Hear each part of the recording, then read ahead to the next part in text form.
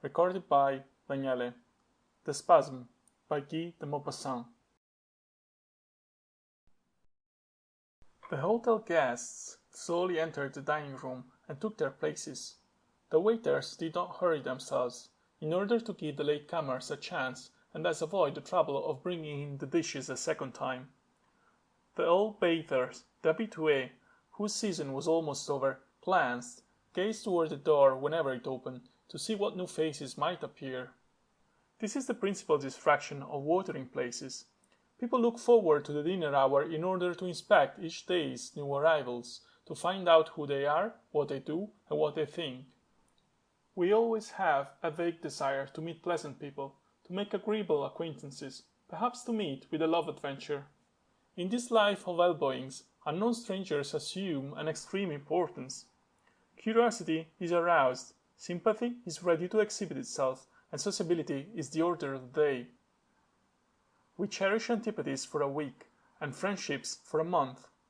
We see people with different eyes when we view them through the medium of acquaintanceship at watering places. We discover in men suddenly, after an hour's chat in the evening after dinner, under the trees in the park where the healing spring bubbles up, a high intelligence and astonishing merits, and a month afterward we have completely forgotten these new friends who were so fascinating when we first met them. Permanent and serious ties are also formed here sooner than anywhere else. People see each other every day, they become acquainted very quickly, and their affection is tinged with the sweetness and unrestraint of long-standing intimacies. We cherish in after years the dear and tender memories of those first hours of friendship, the memory of those first conversations in which a soul was unveiled, of those first glances which interrogate and respond to questions and secret thoughts which the mouth has not yet uttered, the memory of the first cordial confidence, the memory of the delightful sensation of opening our hearts to those who seem to open theirs to us in return, and the melancholy of watering places, the monotony of days that are all alike, proves hourly an incentive to this heart expansion. Well, this evening, as on every other evening, we awaited the appearance of strange faces. Only two appeared, but they were very remarkable, a man and a woman, father and daughter. They immediately reminded me of some Edgar Poe's characters, and yet there was about them a charm, the charm associated with misfortune. I looked upon them as the victims of fate. The man was very tall and thin, rather stooped, with perfectly white hair, too white for his comparatively youthful physiognomy, and there was in his bearing and his person that austerity peculiar to Protestants. The daughter, who was probably 24 or 25, was small in stature, and was also very thin, very pale, and had the air of one who was worn out with utter lassitude. We meet people like this from time to time, who seem too weak for the tasks and the need of daily life, too weak to move about, to walk, to do all that we do every day. She was rather pretty, with a transparent spiritual beauty, and she ate with extreme slowness, as if she were almost incapable of moving her arms. It must have been she, assuredly, who had come to take the waters. They sat facing me on the opposite side of the table, and I at once noticed that the father had a very singular, nervous twitching.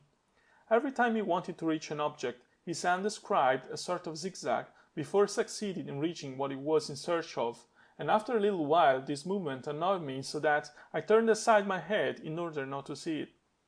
I noticed too that the young girl during meals wore a glove on her left hand. After dinner I went for a stroll in the park of the bathing establishment. This led toward the little Auvergnat station of Châtel-Guyon, hidden in a gorge at the foot of the high mountain, from which flowed so many boiling springs arising from the deep bed of extinct volcanoes. Over yonder, above our heads, the domes of extinct craters lifted their ragged peaks above the rest in the long mountain chain. For Châtel-Guyon is situated at the entrance to the land of mountain domes. Beyond it stretches out the region of peaks, and, farther on again, the region of precipitous summits.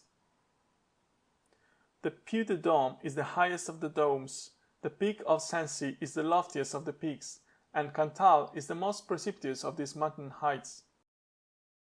It was a very warm evening, and I was walking up and down a shady path, listening to the opening strains of the casino band, which was playing on an elevation overlooking the park.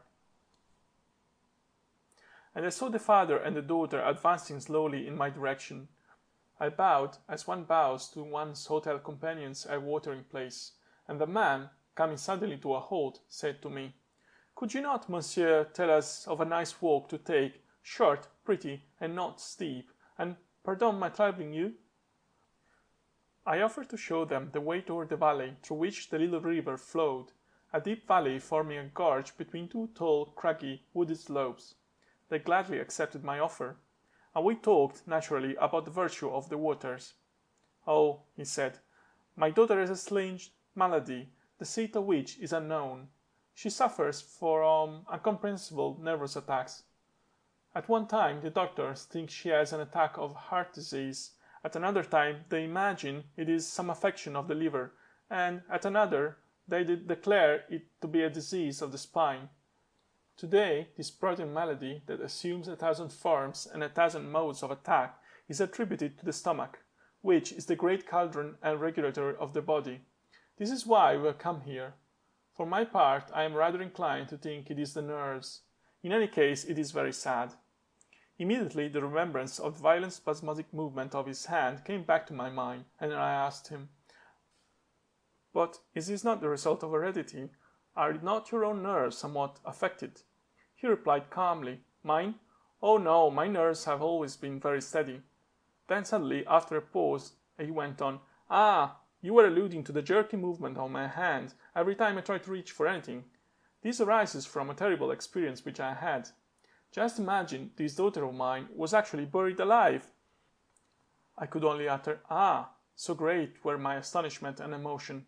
He continued, "Here is the story. It is simple. Juliette had been subject for a time to serious attacks of the heart. We believed that she had disease of the organ, and were prepared for the worst. One day she was carried into the house cold, lifeless, dead. She had fallen down unconscious in the garden. The doctor certified that life was extinct. I watched by her side for a day and 2 nights. I laid her with my own hands in the coffin, which I accompanied to the cemetery, where she was deposited in the family vault. It is situated in the very heart of Lorraine. I wished to have her interred with her jewels, bracelet, necklaces, rings, all presents which she had received from me, and wearing her first ball dress. You may easily imagine my state of mind when I re-entered our home. She was the only one I had, for my wife had been dead for many years.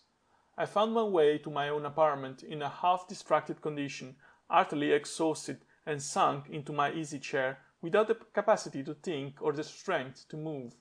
I was nothing better now than a suffering, vibrating machine, a human being who had, as it were, been flayed alive. My soul was like an open wound. My old valet, Prosper, who had assisted me in placing Juliette in her coffin, and aided me in preparing her for her last sleep, entered the room noiselessly and asked, "Does monsieur want anything?" I merely shook my head in reply. "Monsieur is wrong," he urged. "He will injure his health. Would monsieur like me to put him to bed?" I answered, "No, let me alone." And he left the room. I know not how many hours slipped away. Oh, what a night, what a night!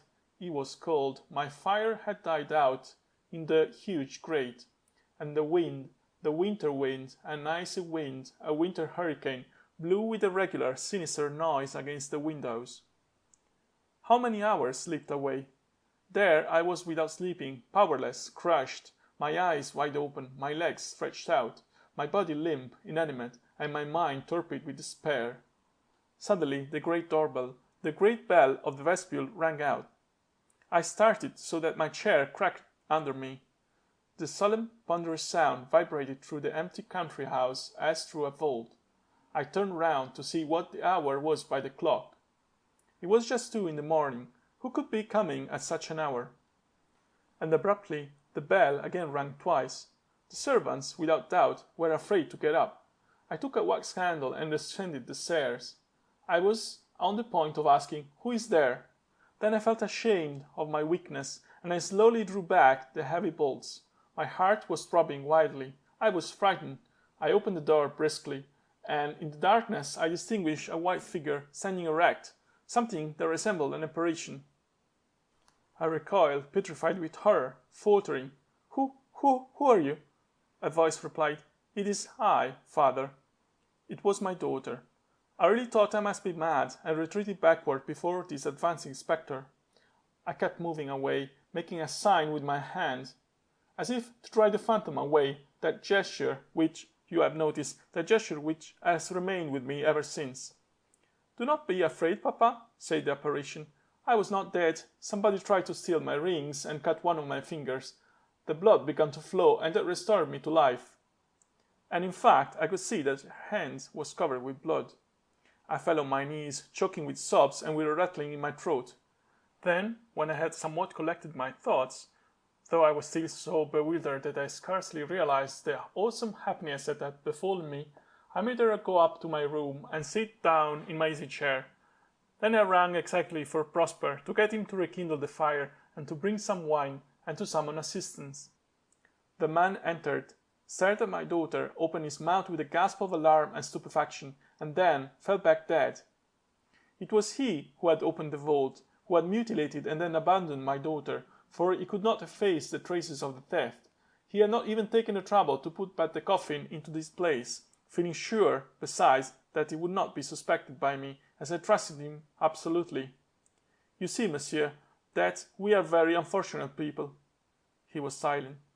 The night had fallen, casting its shadows over the desolate, mournful vale, and a sort of mysterious fear possessed me at finding myself by the side of those strange beings, of this young girl who had come back from the tomb, and this father with his uncanny spasms.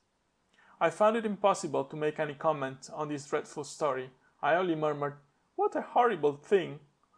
Then, after a minute's silence, I added, "Let us go indoors. I think it is growing cold." And we made our way back to the hotel.